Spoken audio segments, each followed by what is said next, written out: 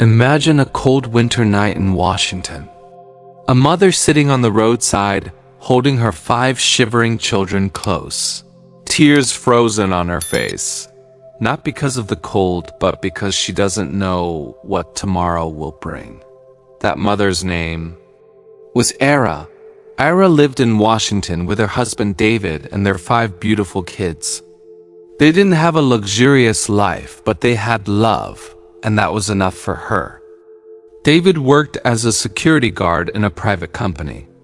His salary was small, but he always smiled and said, "One day, we'll have our own home, Ira. Just keep believing." Ira worked in a local bakery, baking fresh bread every morning before the sun rose. Her hands always smelled of flour and sugar, and her heart was filled with dreams for her children. Every night, the family would sit together on a small dining table, laughing, sharing food, and dreaming of a better tomorrow. But destiny had written something else for them. One rainy night, while Ira was putting her children to bed, a knock came on the door. A policeman stood outside. His face was pale, and his eyes told a story before his words did. "Ma'am, your husband David, he's gone. He was shot by some thieves while protecting the warehouse." The world around her collapsed. Her knees gave up, her heart shattered. She screamed, but no sound came out. Her 5 children rushed to her, frightened, not understanding why their mother was crying.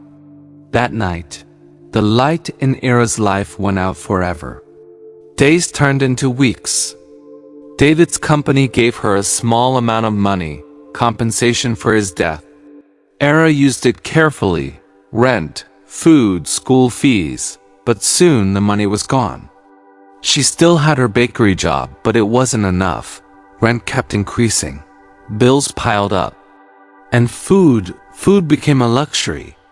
There were nights when she would give her children the last piece of bread and drink only water herself. Some nights, there wasn't even bread.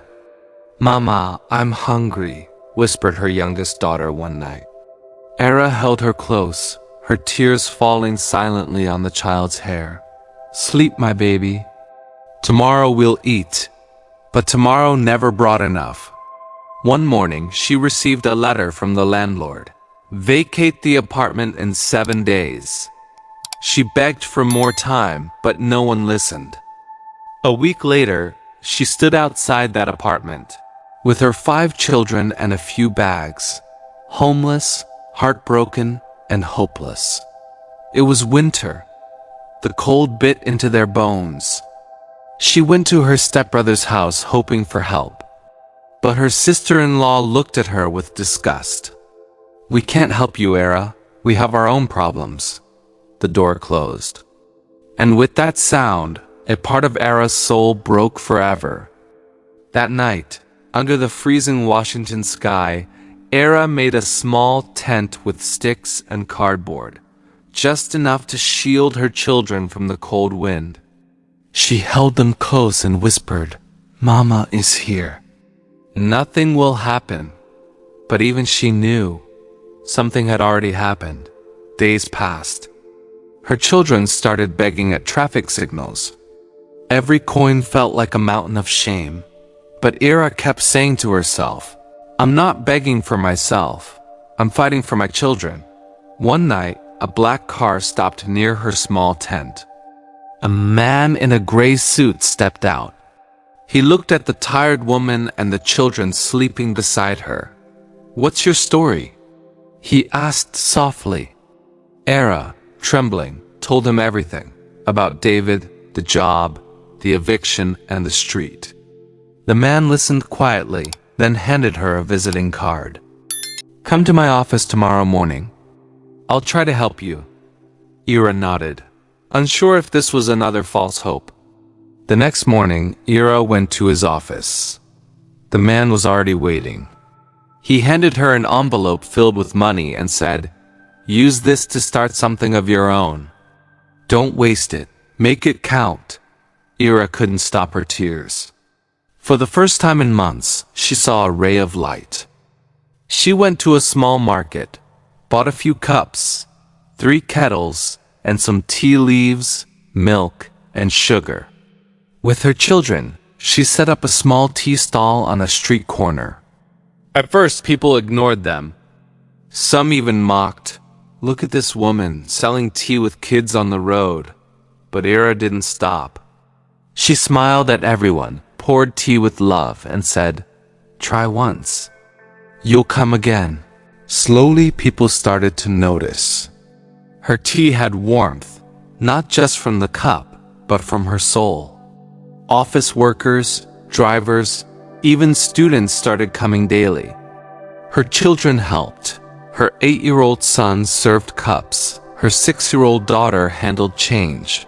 The stall became their new home. Ira saved every penny. Month after month, she worked in rain, in cold, in heat, without missing a single day. After a year, she had enough savings to rent a small shop. She opened her first tiny bakery, selling bread, cupcakes, and tea. The same hands that once begged now created magic with dough. People loved her cakes. They said, "There's something special in your food." Ira would just smile and say, "Maybe it's love," and struggle. Her business grew rapidly. Within 3 years, she opened 3 more branches across Washington. She hired women who were also struggling mothers because she knew their pain. Her eldest son managed accounts. Her daughters helped design the bakery. The signboard outside read, "David's Bakery, baked with love and courage." One evening, as Ira stood outside her bakery, she saw the same man, the one who helped her that night, walking in. He smiled. "So, you did it." Ira's eyes filled with tears. "No, we did it.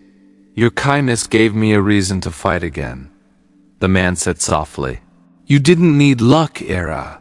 You just needed faith." Ira's story became famous across the city. Reporters called her the woman who baked her way out of poverty. But for Ira, it wasn't about fame. It was about the promise she made to herself that night, when she had nothing, not even a roof. "I will never let my children sleep hungry again." No situation is permanent. No darkness lasts forever. Sometimes life takes everything from you just to see if you can rebuild yourself from ashes. Ira did. And you can too. Because strength isn't about how much you can carry. It is about how much you can keep going, even when you have nothing left. When life pushes you to the edge, don't give up. Spread your wings and fly. Because maybe, just maybe, your pain is the beginning of your success story.